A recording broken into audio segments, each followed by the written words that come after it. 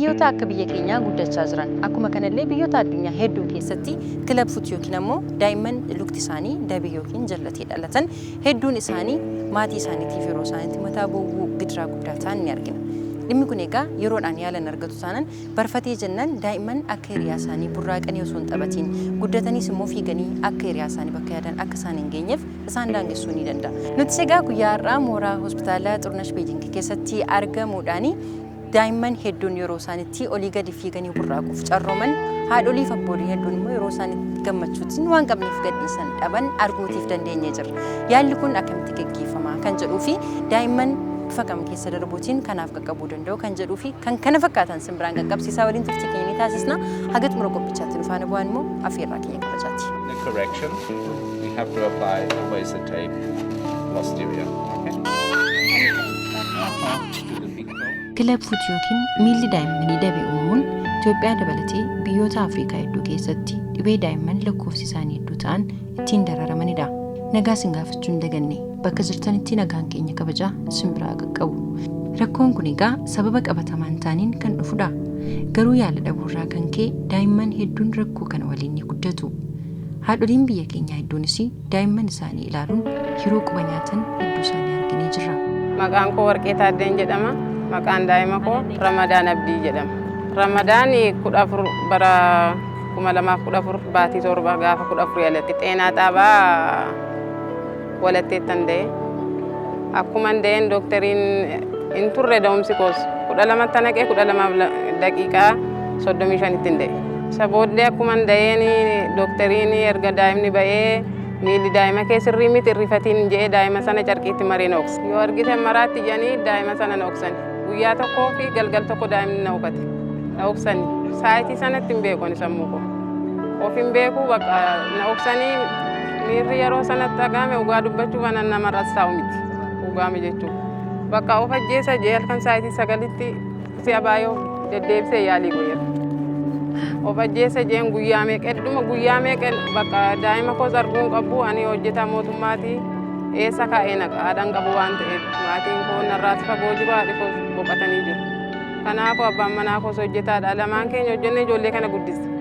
Amma daa'ima kana firan qabu eessan keessa eessa amma yoomiitti daa'imni kun balbala taa'a. Kanaafiyyuu daa'ima kana argee sanis cannaqamuu koorra ani du'uu koo wayyaa jeen murteesse namatti otoo hin minyaanni bakka isa marqaa waan tokko wanta nyaata maal jeenyaadha gannaan darbu bakka yeroo nyaa jiru mimmaan kosti walga.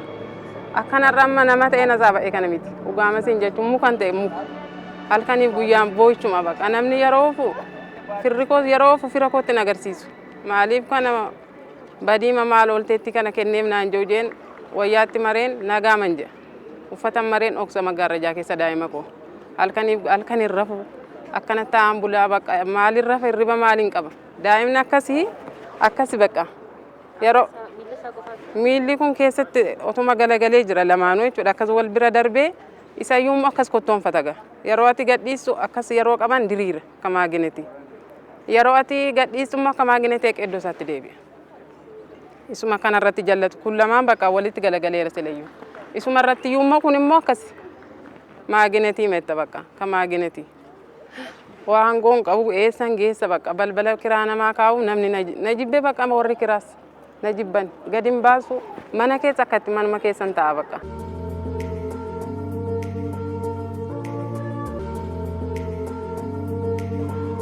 Ani saayitii sanatti dhugaama siin jechuu fi haasoon isaa baay'ee natti ulfaata.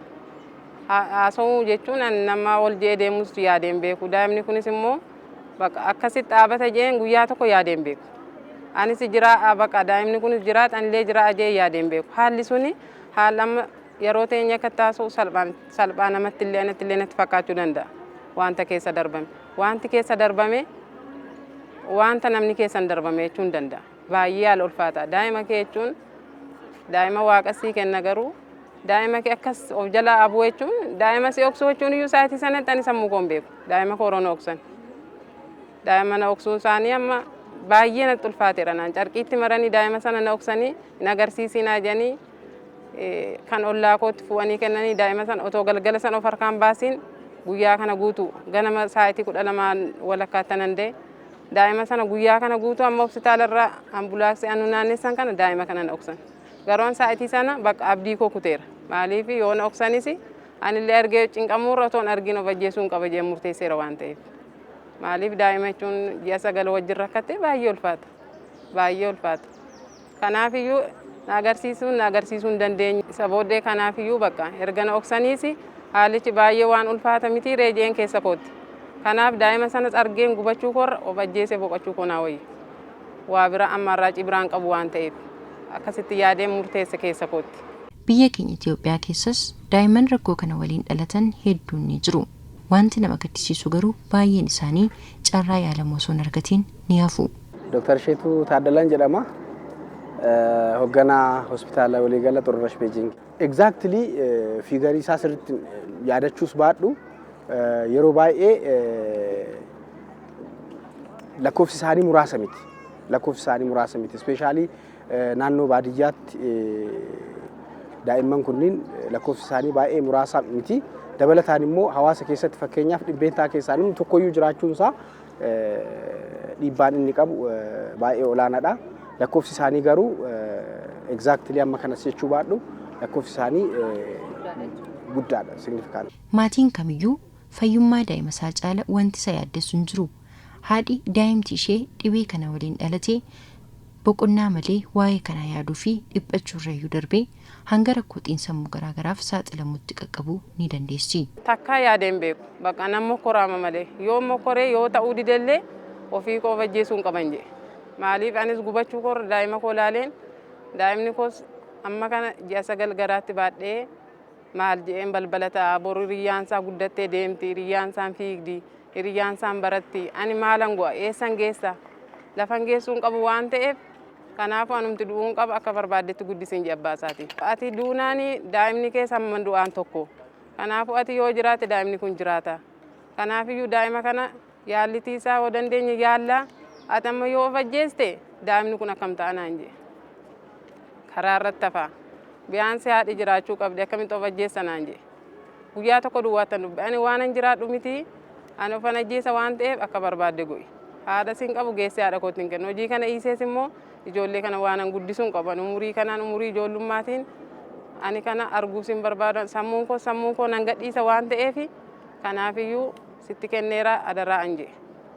Sabooddee halkanii guyyaa na eegaa halkan sa'aatii 9tti kushinaa dhaqeen finyoo fudheen of ajjeessa yeroo jechirraa halkan gosoteen areebee na baase.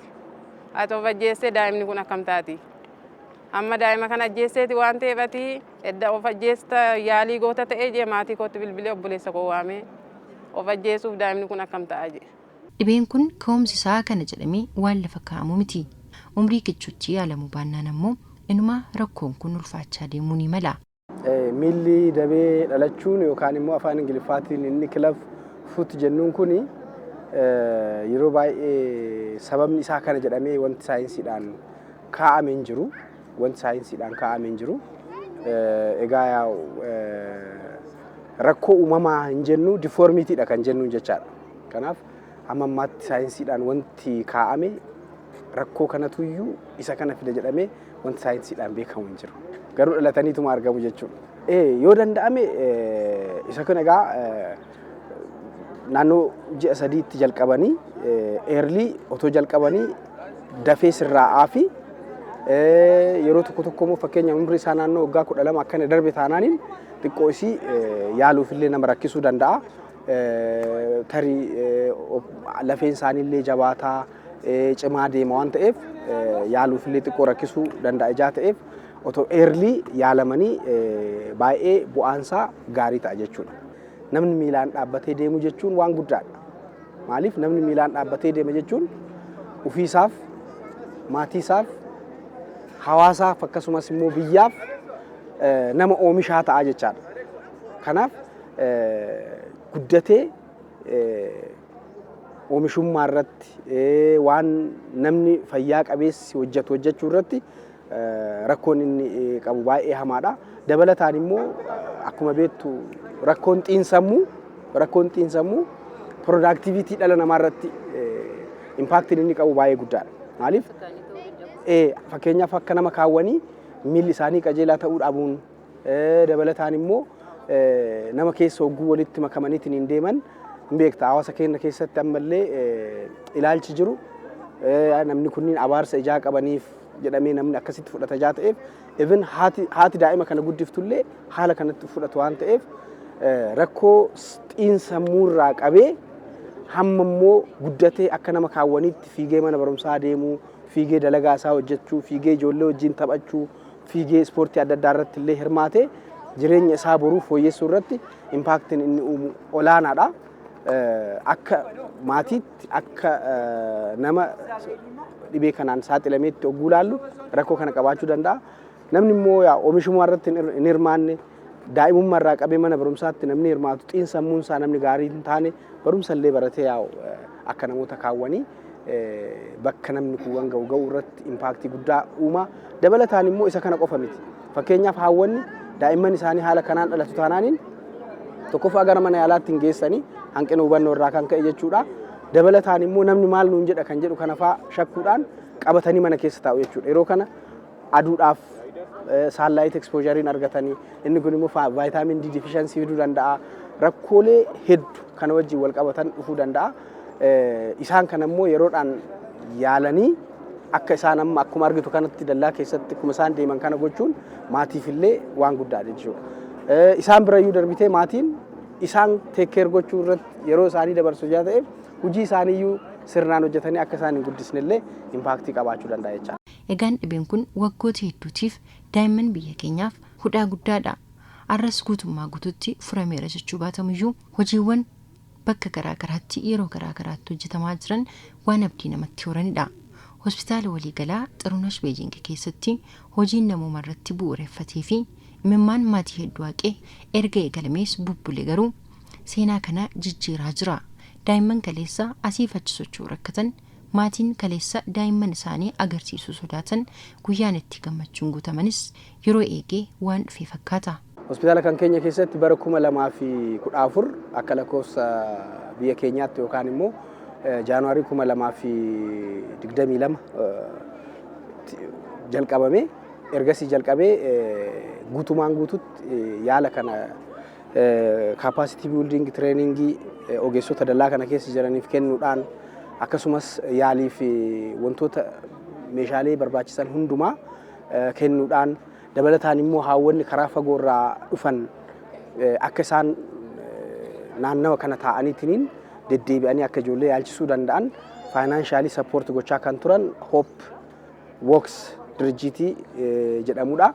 Egaa isaan kunniin waa hundumaanuu support gochaa turanii achiin ogeessonni kan keenya jiru lammiileen biyya alaallee jiru kan Ameerikaadhaa support godhan mallaqaan deeggarsa godhan achiin immoo ijoolleen Itoophiyaa isaan fi warroota alaa fi nu gidduu ta'anii financially warroon isaan support nu godhan jiru. Achiin immoo ogeessonni kan keenya nuti immoo akka hospitaalaatti ogeessota ramaduudhaan dabalataan immoo iddoo ittiin yaalaman qopheessuudhaan haala sanaan yaaliin godhamaa jira. Egaa erga guyyaa jalqabee jalqabee har'a guyyaa waggaa 5ffaa kabajuu jirra. Ijoolleen immoo giraajuweet gochuudhaaf qophaa'an ijoolleen 8 jiru. Ijoollee 8 kanneen dabalatee immoo guutumaan guututti ijoolleen amma ammaatti yaala argatan ijoollee 145. Daa'imman dabareedhaan yaala bifa duulaatiin kennamu kanarraa fayyadamuu ta'aa jiranis hedduudha. Wanti baay'ee filatamaa isa taasisu ammoo haalli yaala isaa hagas mara wal hidhaa ta'uu dhabuu isaati. Egaa piroosesiin yaalli isaa keessa darbu yaalli isaa waan baay'ee nama gammachiisu keessaa qabeenya guddaan barbaadu. Jeessoon fakkeenyaaf namni hogguu cabu goonu kun jira. Jeessoodhumaan qajeelchuuf yaaliin godhama. Achiin naannoo ji'a 2, naannoo ji'a 3, naannoo ji'a 4 kana irra deddeebi'anii jeessoon geeddaramaa fi progressiin isaan laallama. Achiin booda immoo miilli isaanii erga sirraa'ee booda jeessoodhaan jalqabe erga sirraa'ee booda sarjarii sasalphaan hojjetamullee jira. Isaan kanneen jeessoo fi sarjarii sasalphaa hojjetamu kanaan eega miilli isaanii qajeelee booda achiin booda immoo birees kan jedhamu caammaan miilli isaanii akka deebi'een jallanne godhu ni kennamaaf jechuudha. Caammaa sana godhataniit hamma waggaa 5 yaalii isaanii itti fufuu jechuudha. Gaafa immoo waggaa 5 gaan booda caammaan sun irraa ba'ee hin laallama achiin booda giraajuweet ta'anii deeman jechuudha. hospitaalli waliigalaa Xurunesh Beejing bifa duulaadhaan ogeessota biyyoota hambaarraa dhufanii fi biyyoota garaagaraa wal ta'uutiin daa'imman kunneeniif sinii qaqqabneerraa jechuu erga eegalanii bubbulaniiru. Waan miidhamu miti. Kanaafiyyuu yaallitiin mucaan kee hin fayyaa. Kan kanarraayyuu hin fayye waan ta'eef hin fayyaa. Kanaafiyyuu ofi canaana qotoon ta'an daa'ima yaaluudha. Nuti sikkoo sin bira jirra. Manatti illee ofanii dhugaasin jechuuf nu gaafataniiru. Manatti erganii mucaa joonii jedhamu jechuudha. Manatti erganii akka isaan nu jajjabeessan. Mana dhufee nu dubbisee, nu wajjin turee, nu gorsee, footoo nu kaasee deeme. Nu jajjabeessan baay'ee galatoomanii. Achumarraa yaallitiin mucaa koos itti fufee chaarjerii salphaas go'anii fi doktariin wajjin rakkatti otoo nu dadhabiin, otoo nu nuffiin guyyaa tokko, otoo nu gorsanii baay'ee nu jajjabeessu dhugaasin nu gorsu. Guyyaa yeroo nu gorsu, nu jajjabeessu. Hin fayyuu maalan kanaa gadi hin fayyanii nama baay'ee daa'ima baay'ee fayyii jedhanii footoos daa'ima ijoollee fayyitees nutti agarsiisanii akkanatti nu yaalanii baay'een isaan galateeffadha. Dooktar Sabilee, dooktarii opereeshinii goote Tsaggaa baay'een isaan galateeffadha. Umuriyaa dheeratanii baay'ee dooktarii obsa qabdu baay'ee dooktarii guyyaa tokko hin dadhabne gadi jedhanii gugguufanii ijoollee kana faana nu wajjin nu gorsaa baay'een isaan galateeffadha. Ani lafa kana nakaa'e lafa kana daa'imni koo lafa hojjetee deeme gargaarsa Waaqayyoo gaditti isaantu nu gargaare. Baay'een isaan galateeffadha. Umuriyaa dheeratanii jechuun barbaada. Baay'ee isaan guyyaa tokko yaadanii hin beekan. Firri koo hundiyyuu bakka maaluma gooteetti an kana kennee fi abbaan manaa koo kunoo gaamasiin jechuuf cinqetii sanarraa kan ka'e yaricha hojjetaa mootummaa ture. Bakka baay'ee cinqaman immoo na caala baay'ee garaa laafaa baay'ee daa'ima kana jaallata. Isumarraa kan ka'e kunoo gammaa dhukkubaa baay'ee moof cannaqa halkaniif guyyaa ture. Maatiin koosi firri koosi warri ollaas baay'ee raajeffatu yeroo inni ugaamatti fakkaatee hin beeku guyyaa tokko yeroo inni deemu. Daa'imnis waggaa fi ji'a lamatti deeme waan siibu. Waggaa fi ji'a lamatti deeme bakka baay'ee raajeffate waan nama akkamumatti jeni akkamumatti fayyee guyyaa tokko fayya bakka baattee balbala taa'uu ishiiti jennee abbaan koo haadhi koon jiran. Mucaan koo bakka baattee balbala teessi maaliin immoo ijoollee guddisti. Cinqamtee immoo bakka sammuu ishii gadhiisti jedhanii halkaniif guyyaa baay'ee boo'u turan. Har'a garuu yeroo argan baay'ee raajeffatu baay'ee dinqii ta'e. Isa booddee chaarjerii ta'e chaarjerii godhanii madaansaa iddoo chaarjerii ta'e aniyyuu barbaadeen dhabe arguuf. Botaansaa hin jiru bakka. Jeensoo irratti godhanii jeensoon sun haqee wali fayyisee botaa chaarjerii ta'u namni illee amma chaarjeriin go'eennaan bakka warri waajjira koo meerra iddoon chaarjerii nu argisiisi jedhe. Botaan chaarjerii isaallee mul'anne.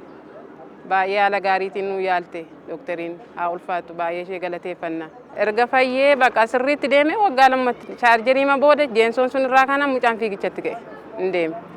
Hin deeme guyyaa tokko kubeen beeku caammaa isaan hidhataa yoo ani daga illee maayee caammaa koo naa hidhijee caammaa isaa hidhata galgala yeroo rafuu yeroo jalqabaa immoo ji'a sadiif immoo halkaniif guyyaa sa'aatii 23 hidhachaa ture. Achii galgala yeroo rafuu hidhataa caammaa koo naa hidhijaa doktariin na lolu caammaa naa hidhijaa galgala yeroo rafnu caammaa isaa isa tuyyuu na yaadachiisa. Akkanatti haala isaan nu gorsaniin nutis kunuunsinee Waaqayyo nu gargaare har'a immoo lafa kana nu geessee galatoomaa isinillee baay'ee isin galateeffanna.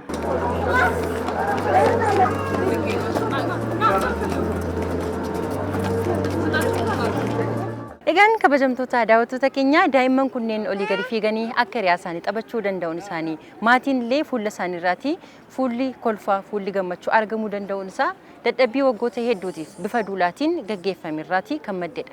Egaan hospitaala Xurunesh Beejing keessatti argamuutiin nuti guyyaa irraa gammachuu isaanii qoodannee jirra, daa'imman wajjin taphannee jirra. Kanneen eebbifaman yookiin immoo yaala isaanii guyyaa irraa xumuranii jiru. Kanneen immoo yeroo itti aanutti yaala isaanii xumuranii eebbifaman ni jiru. Nutis kana arguu keenyatti baay'ee gammannee jirra. Wanta kana biyya keenya keessatti jajjabaatee itti haafufuudha kan jennu qophiin qophii faayizireenyaa ture torban mata duree biraa qabannee walitti deebina. Hagastuu nagaatti.